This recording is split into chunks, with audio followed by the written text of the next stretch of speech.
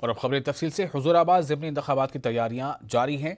TRS party ने जी श्रीनिवास को मैदान में उतारा है। वज़ीर आला केसीआर ने जी श्रीनिवास को बी फार्म हवाले किया। इस मौके पर रियासती वज़ीर हरीश राव व दीगर मौजूद थे। केसीआर ने कहा कि हुजूराबाद टीआरएस का गढ़ है, पार्टी के साथ दगाबाजी करने वालों को बख्शा नहीं जाएगा। वज़ीर केसीआर ने हुजूराबाद में इंतखाबी जलसे से खिताब करने की यकीन दहानी भी कराई है।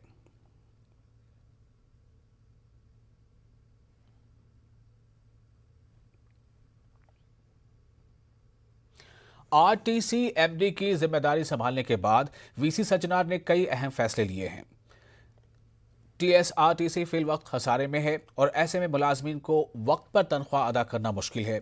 एमडी का ओहदा संभालने के बाद सज्जनार ने मुलाजमीन को हर माह पहली तारीख को तनख्वाह अदा करने का ऐलान किया है।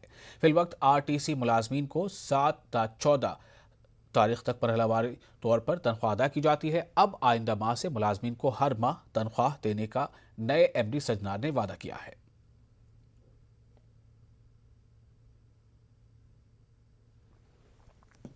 MIM floor leader Akbaruddin Owaisi ने रियासत में औकाफी अराजियात पर हो रहे कब्जों पर तशवीश का इजहार किया है। उन्होंने कहा कि रियासत में कई कंपनियां आई, आईटी शोबे में तरक्की हुई, मगर मुसलमानों में कोई बदलाव नहीं आया। मुसलमान पहले जहां थे अब भी वहीं हैं। उन्होंने कहा कि अगर औकाफी अराजियात से हासिल होने वाली आमदनी मुसलमानों के लिए खर्च की जाती है तो मुसलमानों की तर्ज ज़िंदगी में तब्दीली आ सकती है। अकबरुद्दीन ओवैसी ने औकाफी अराजियात पर हो रहे कब्जों को बर्खास्त करने का हुकूमत से मुतालबा किया। काफी जायदादें और काफी जायदादें, लेकिन हुकूमत के ऊपर कोई जू नहीं पड़ती है, कोई इस मसले पे संजीदगी के साथ गौर नहीं किया जाता है। वक्फ बोर्ड को लॉक किया गया, बंद किया गया, लेकिन क्या हुआ बताइए साहब। आज बड़ी बड़ी कंपनियां आ गए, मल्टीनेशनल कंपनियां आ गए, एयरपोर्ट्स आ गए हैं, लेकिन मुसलमान वहीं पर खड़ा है। मैं स्पीकर साहब आपसे पुरजोर मुतालबा करता हूं कि सीबीसीआईडी इंक्वायरी करवाइए, या नहीं तो मैं ये भी कहूंगा कि सीबीआई इंक्वायरी करवाइए या फिर सिटिंग जज के जरिए इंक्वायरी करवाइए कि कितने जमीनात हैं, कौन कब्जेदार हैं और कितनी जमीन बची हुई है।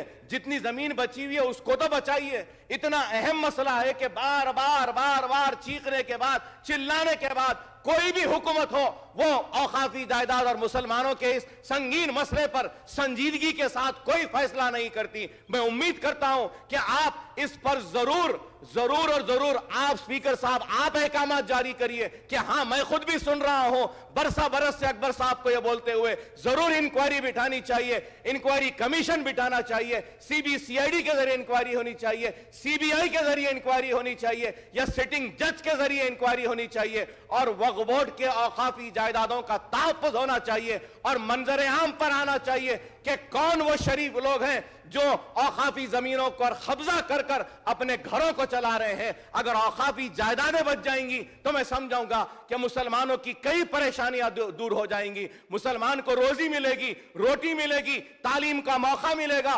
बेवाओं की मदद होगी, यतीमों की मदद होगी, सब कुछ होगा। तो मैं आपसे फिर से मुतालबा करता हूं कि इस मसले की संगीनियत को आप महसूस करते हुए इंक्वायरी का ऑर्डर करिए। स्पीकर आगे बढ़ते हैं। रियासती हुकूमत ने कत्तापेट फ्रूट मार्केट को फिलवक्त बाटा संगारा मुंतकिल कर दिया है। बाटा संगारा शहर से बहुत दूर है। इससे कबल फ्रूट मार्केट को कोहेड़ा मुंतकिल किया गया था। इस मामले पर MIM के रुकन असम्बली जाफर हुसैन मेराज ने असम्बली में सवाल उठाया है। उन्होंने कहा कि बाटा संगारा शहर से बहुत दूर है। उन्होंने कत्तापेट फ्रूट मार्केट को कोहेड़ा मुंतकिल करने की अपील की है। कुत्तापेट मार्केट है सर, एक अरसे दराज से 1986 से ये मार्केट चल रही, वहाँ पर कैबिनेट डिसीजन लेके सुपर स्पेशलिस्ट हॉस्पिटल बना रहे, हम उसका वेलकम करते हैं सर। और जब चाहे सीएम साहब वहाँ पे फाउंडेशन स्टोन रख सकते हैं सर, इसके लिए भी हम आपको ये तयक़ुन दिलाते हैं सर। मगर ये जो मार्केट शिफ्ट हो रही थी सर, वो कोयडा में शिफ्ट करना चाह रहे थे सर। इससे पहले कोयडा दिए थे, बरसात की तरफ से, हवा आने की तरफ से शेड पूरा उड़ गया था सर। मगर अब टेम्परवरी ये जो मार्केट है सर, ये मार्केट लेके जाके बाटा सिंगारम में डाल रहे हैं सर। तो मैं ये आपसे ये कहना चाहता हूं, कोयडा को आप ये मार्केट शिफ्ट करिए, सिर्फ 6 हफ्ते टाइम दीजिए सर, सिर्फ 6 हफ्ते टाइम दीजिए सर। इसके अंदर क्या प्रॉब्लम हो रहा, पिछले 5 दिन से कोई लारियां जाने नहीं दे रही। कल रात से सर, कल रात से तो आलम यह है आदमी को घुसने नहीं दे रहे सर। 96 वहां पर शेड है सर, जिसके अंदर कोल्ड स्टोरेज है, माल खराब हो जा रहा सर।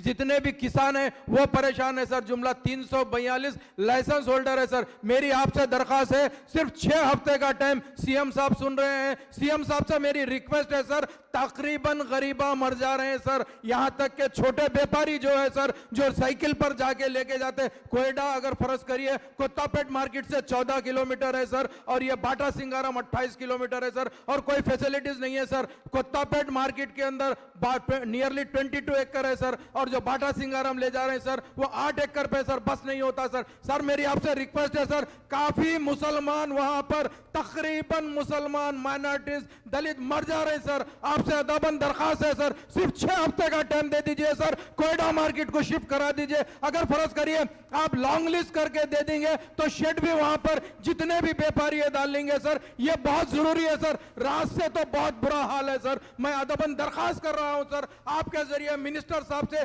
चीफ मिनिस्टर साहब से, साहब एक मर्तबा गरीबों को मौका दे दीजिए सर।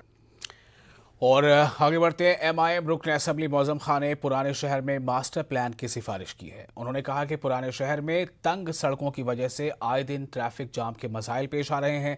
उन्होंने हुकूमत से पुराने शहर में मास्टर प्लान की सिफारिश की और ख़ास तौर से ओल्ड सिटी के लिए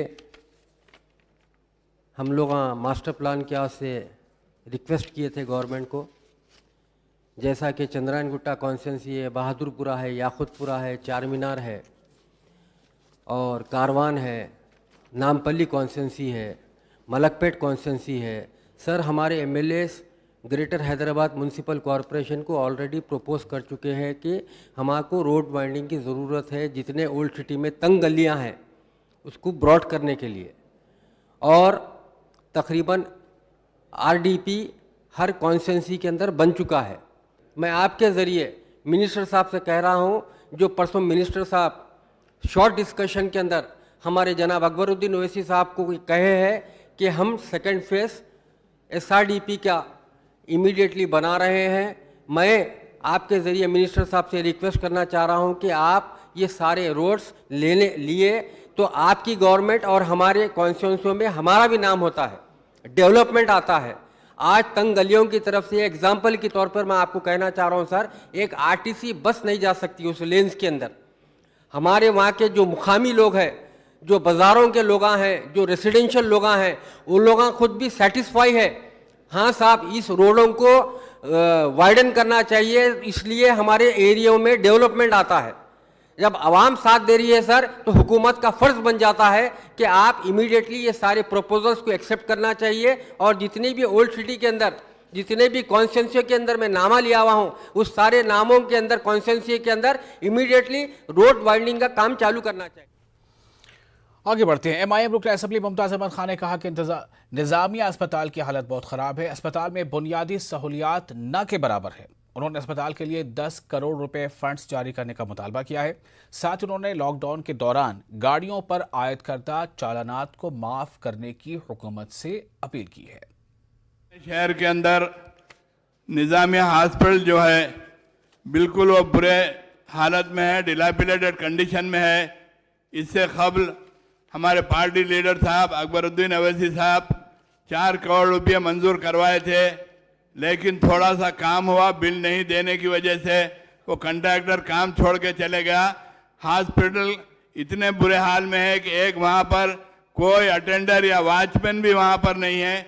मेरी हुकूमत के ज़रिए गुजारिश है कि कम से कम हॉस्पिटल का कंसर्न मिनिस्टर इंस्पेक्शन करें, और कम से कम मेरी चीफ मिनिस्टर साहब से गुजारिश है कि हॉस्पिटल के लिए एक 10 करोड़ रुपये अगर सैंक्शन करेंगे तो हॉस्पिटल सही तरीके से रिपेयर हो सकता है। उससे हटकर मेरी और एक अदबन गुजारिश है, हमारे होम मिनिस्टर साहब भी आज हाउस में हैं, लॉकडाउन पीरियड के अंदर पुलिस की जानिब से जो चालानात किए गए, अगर सारे स्टेट के अंदर अगर चालाना अगर माफ़ कर दिए जाएंगे तो बड़ी मेहरबानी होगी।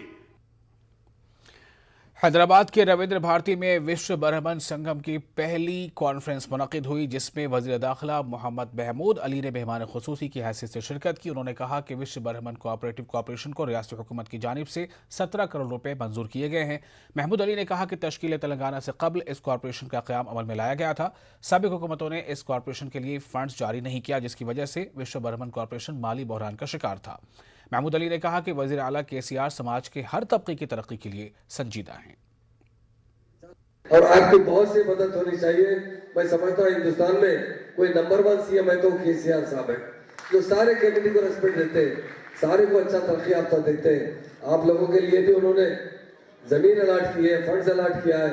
और इससे पहले आंध्र प्रदेश तेलंगाना में से पहले तेलंगाना एक पिछड़ा हुआ तेलंगाना था, वहां कुछ सीएम गारू చాలా తెలంగాణకు డెవలప్ చేశారు। మీ అందరూ కమిటీకు 100% ఏ సపోర్ట్ కావాలి, తప్పకుండా సీఎం గారు లేవు అందరూ మీకోసం ఏ కావాలి, ఎందుకంటే మీ గురువు గారు మా ఫ్రెండ్ చారి గారు ఇక్కడ ఉన్నారు, ఏం చెప్తారంటే అది చేస్తా। ప్రెసిడెంట్ గారు भी ఉన్నారు। रचकोंडा पुलिस कमिश्नर महेश भागवत की क़यादत में हादसात के मौके पर आवाम को बचाने को लेकर एक ट्रेनिंग प्रोग्राम मुनक़िद हुआ।